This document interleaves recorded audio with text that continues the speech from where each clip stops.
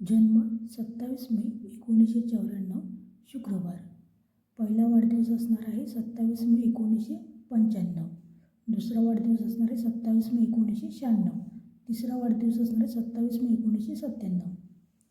1995 हे साधं वर्ष आहे, त्यामुळे शिल्लक दिवस 1 असणार आहे. 1996 हे लीप वर्ष आहे. यामध्ये 29 फेब्रुवारी ही तारीख 27 मे 1995 ते 27 मे 1996 या दरम्यान असणार आहे, त्यामुळे शिल्लक दिवस 2 असणार आहेत. 1997 हे साधं वर्ष आहे, त्यामुळे शिल्लक दिवस 1 असणार आहे. तर टोटल शिल्लक दिवस आहेत 4.